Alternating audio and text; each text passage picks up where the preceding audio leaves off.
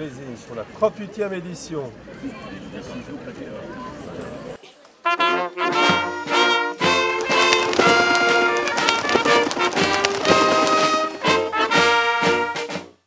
Donc Carriole Fest, la fête de la charrette comme on dit. Nous avons œuvré pour faire de cette manifestation un moment convivial, de perdurer ce qui existait, donc à travers la présence des vieux tracteurs, des concours d'animaux, les chevaux de Trait du Nord et boulonnais avec la belle parade du soir.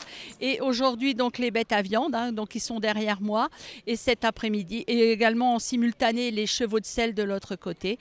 Nous avons aussi toute une activité diverses et variées d'artisanat, de producteurs. On a cette année le thème est les producteurs locaux, donc derrière encore moi aussi j'ai également le village des saveurs où certains producteurs ont répondu à l'invitation et peuvent présenter leurs produits.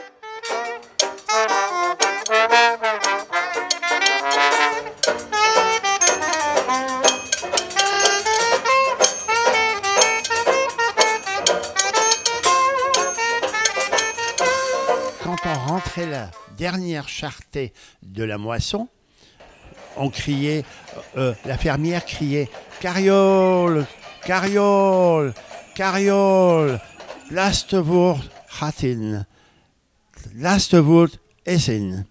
C'est-à-dire Carriole, Carriole, la dernière charrette rentre dans la cour, la dernière charrette est dans la cour. Et alors là, la fermière crie, le fermier tirait la bière et la fermière criait « à gaufre ». Et tout le monde allait manger un monde de gaufres et tout le monde buvait le tonneau de bière. Mais un jour, Jeff de Molnar, pour ne pas le dénoncer, n'a pas tiré la bière. Et sa femme n'a pas crié à gaufre quand la dernière charrette est rentrée dans la cour de la ferme, au pied de la meule. Les moissonneurs sont repartis et tout au bout de la drève, l'allée qui sort des propriétés, ils ont comploté un coup et à la nuit tombée, les moissonneurs sont revenus. Ils ont démonté morceau par morceau la charrette vide de blé et l'ont remonté morceau par morceau tout en haut de la meule. Et Jeff de Molnar n'a eu que ce qu'il a mérité, c'est-à-dire qu'il est devenu complètement fou. Le lendemain, quand il a vu sa charrette en haut de la meule. Oh là. Oh.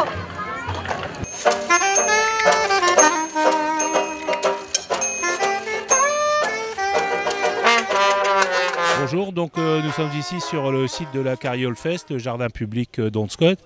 L'événement a débuté ici même en 1981 lorsque M. Claude Gosset a été élu maire de cette commune.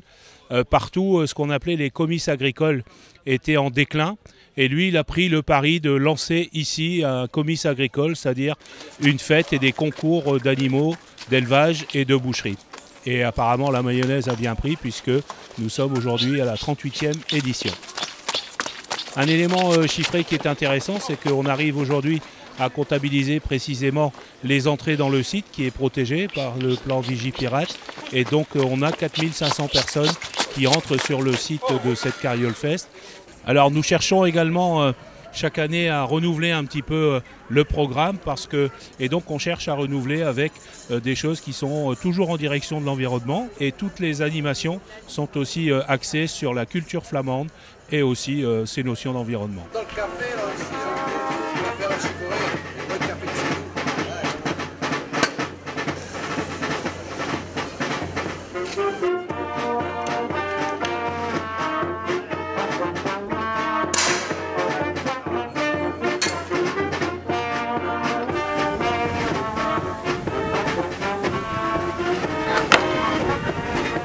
Une boule flamande, c'est un camembert qui est en gros entre 17 et 21 cm de diamètre, avec 7 cm de large.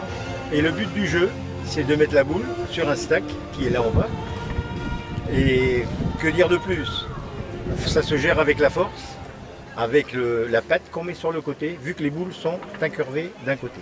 Je suis très heureux d'avoir eu la faveur de pouvoir exposer une vingtaine de tableaux du peintre Anton Lutgering, qui a vécu dans cette commune d'Onscott il y a de nombreuses années et il a vécu également à Warem, non loin d'ici, et où il est décédé en 2011. Donc une vingtaine de tableaux sont exposés et ils représentent différents aspects de son style, de sa carrière, une prédominance de paysages locaux, de nature morte très simple, ça peut aller de la betterave aux choux-fleurs ou aux oignons, également des repas très locaux également. Ces dessins sont des dessins et des tableaux qui ont été peints vraiment dans la région d'Anscott et dans la région de Warren. Donc plus bonjour. Bonjour, j'en profite pour me tourner vers la population, vous savez, mon cher Jean-Philippe. Bonjour à tous, bonjour. Bonjour, alors, est-ce que c'est votre première participation à ce type d'édition, à ce magnifique Carriole Fest? Est-ce que c'est votre première participation? Est-ce que vous êtes des habitués? Des habitués. Mais ce vin, à l'origine, j'ai ma chère collègue ex-présidente qui me disait que c'était un excellent vinaigre. C'est vrai qu'il était peu buvable, mais bon, après on s'est rapproché d'un viticulteur professionnel. Il nous a aidé à évoluer, il nous a aidé à apprendre à élever les vignes, il nous a aidé à apprendre à vinifier le vin. Et aujourd'hui, on est arrivé à faire un vin relativement de qualité, on va dire. Donc là, c'est le premier objectif que l'on se fixe maintenant, c'est d'arriver d'ici à 2 ans, 3 ans, à faire environ 50 à 60% de notre production de pétillant. Donc voilà le fleur de lin, donc vous voyez bien la photo, le moulin bien sûr, on est en Scott. Le lin et la fleur de lin. Particularité, cette année, on a changé, mais rassurez-vous, c'est pour une seule année, mais le nom est resté, c'est bien le fleur de lin. Et c'est l'année Lamartine, donc c'est le, je ne voudrais pas me tromper, mais 150e anniversaire de la mort de Lamartine, je ne me trompe pas. Toujours peur de faire des erreurs. Donc voilà, donc on s'est associé avec la commune d'Anscott pour dire on va faire quelque chose. Non, cette chose c'est simplement nommer notre cuvée 2018, donc la dernière, l'année Lamartine, donc la cuvée Lamartine.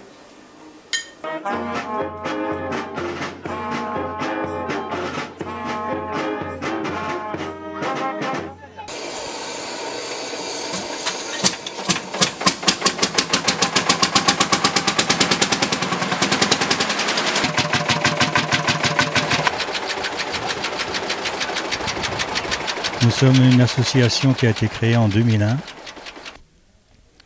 Le but de l'association, c'est de préserver le matériel agricole, enfin surtout les tracteurs, pour que les générations futures voient avec quoi ils travaillaient dans l'ancien temps, quoi. On présente les tracteurs lors de Ducasse, ou alors on fait une fête sur Sec-Bois tous les 2 ans, d'où il y a plus de 1200 tracteurs exposés.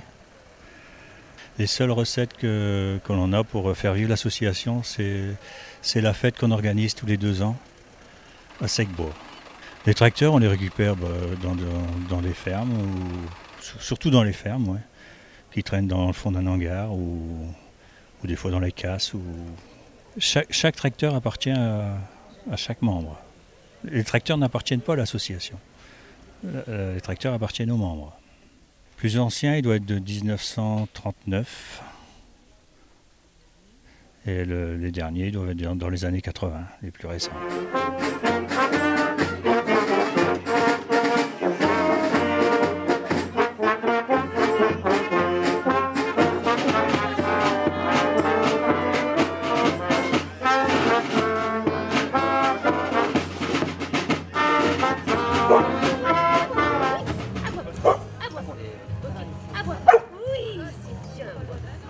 Alors nous représentons l'association Handichien. C'est une association qui éduque des chiens pour les remettre aux personnes à mobilité réduite. Ici donc on est accompagné de Hockey. Alors Hockey a tout juste 8 mois et elle est en apprentissage donc dans une famille d'accueil où là elle va apprendre différentes commandes pour aider la personne au quotidien. Donc le genre de commande c'est apporter un objet, par exemple le téléphone lorsqu'il va sonner, ouvrir une porte d'armoire, de placard et pouvoir l'apporter à son maître. Oui, ça c'est bien. On a surtout 3 principales acte à regarder, c'est l'allure du cheval, donc vraiment sa façon de trotter, sa façon de se tenir.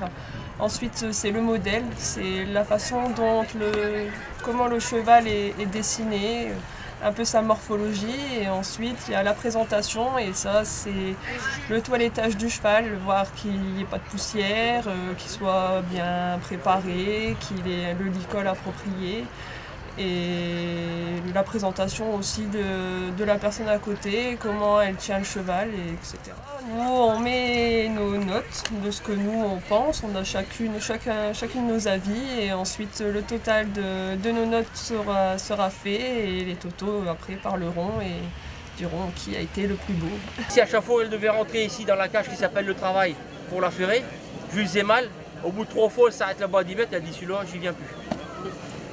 Bon, plus ou moins pour le cheval, c'est une contrainte, il faut 1h30, 2 heures là-dedans. Si je commence à parler pendant 3 heures, le cheval il va dire ici j'en ai marre. Donc en fait, quand on va faire échauffe, je discute. Donc on vide l'intérieur du pied, et après on met le pied d'aplomb si c'est nécessaire. Ensuite on regarde le fer qu'on va lui mettre. Donc les fers on ne les fabrique plus, on achète des fers qui sont déjà fabriqués. On a différentes tailles. Donc on regarde ce qui lui correspond mieux en longueur et en largeur. Forcément si mon fer est trop grand, qu'elle se marche dessus ou que le voisin marche dessus, il ne va pas tenir. Et s'il est trop long, qu'elle l'arrache dans une barrière ou une baignoire, il n'y a plus de fer non plus. Donc il faut mettre le fer qui correspond à son pied. Ici, comme c'est un gros cheval, on va le faire à chaud. Le fer c'est du 32 par 12 dp, à froid on n'arrive pas à le travailler, donc on le chauffe. C'est qu'on l'échauffe avec le gaz. Pendant que le fer est chaud, je peux préparer ses pieds. Donc ce que j'ai fait ici sur l'avant, le petit triangle là, l'encoche, c'est pour loger le triangle du fer. Donc le fer va se positionner dans l'encoche. Et ensuite on râpe l'extérieur, la face pariétale on appelle ça, pour que ça fasse plus propre. Donc là mes fers ils chauffent, je vais les travailler et ensuite je vais les présenter sur le pied du cheval. Regardez, ça correspond en largeur et en longueur. Et tout le temps ça n'ira pas, je vais retourner sur l'enclume pour l'ajuster le mieux possible à son pied.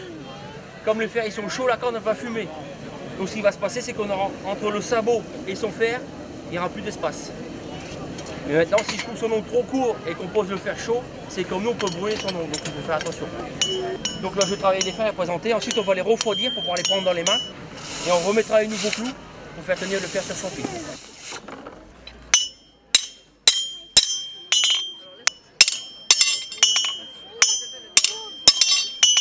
Ça c'est les clous que je vais lui mettre. Donc on va lever les pieds de chaque côté sur les bouts de bois. On va taper les clous, ils ressortiront de chaque côté du sabot. Ensuite on va venir poser le pied ici avec les clous qui ressortiront. Et là avec les clous on fera ça. Et vous verrez les petits carrés. Donc si on regarde sur les pieds de derrière, on voit les petits carrés. Les petits boutils qui s'appellent les rivets. En fait vous voyez ça. Et le clou il faut qu'il ressorte du sabot pour pouvoir ensuite faire les rivets. Pourquoi on peut lui faire ça? Parce qu'en fait la partie à l'extérieur, la corne ici elle est morte, c'est de l'ongle qui est mort. Et si on va ici en dessous, à l'intérieur, là on est dans la chaise, c'est comme nos ongles. Sauf que nous, on a un doigt et lui il a un sabot où on peut mettre un fer avec des clous. Nous on ne peut pas faire ça. C'est pour ça qu'on met des chaussures. Donc là on a les clous qui ressortent du pied, on fait une petite entaille, une petite encoche dans la corde en dessous de chaque clou. Là on va rabattre les clous et les couper à 145 mm.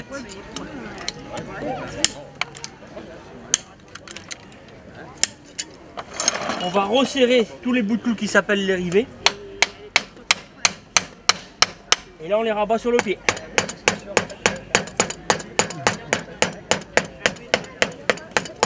Voilà. Et là vous passez vos doigts, on ne sent quasiment pas les clous. Un petit coup de râpe pour enlever la corde qu'on a en trop.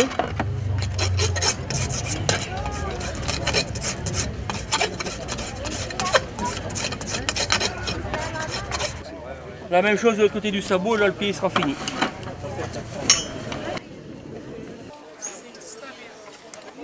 Bien, bonjour. Donc nous sommes ici dans le cadre de la Carriols Fest pour un concours de modèles et allures des juments et pouliches cheval trait du Nord. Donc qui est la race du nord de la France, qui a travaillé beaucoup dans l'agriculture notamment, mais aussi dans le transport, dans les mines.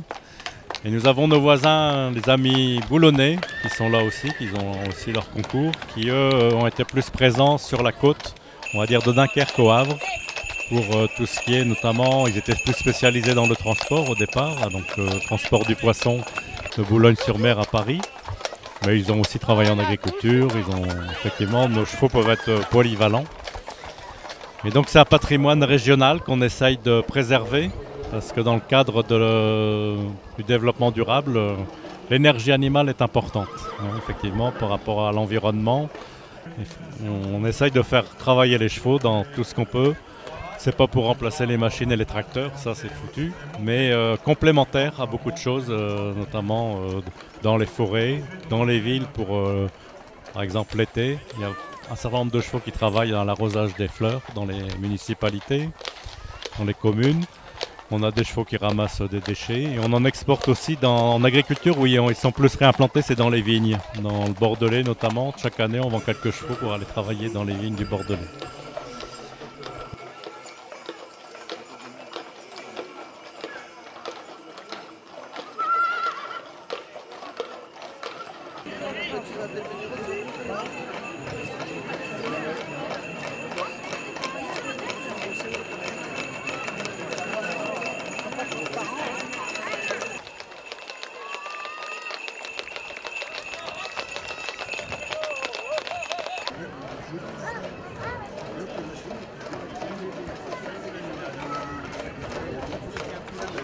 Donc les chevaux ici de Jean-Sébastien Ounagat.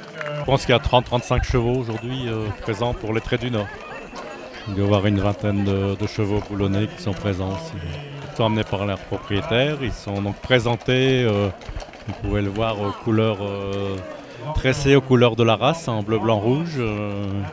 Les gens qui les présentent sont en blanc avec cravate bleue et ceinture rouge.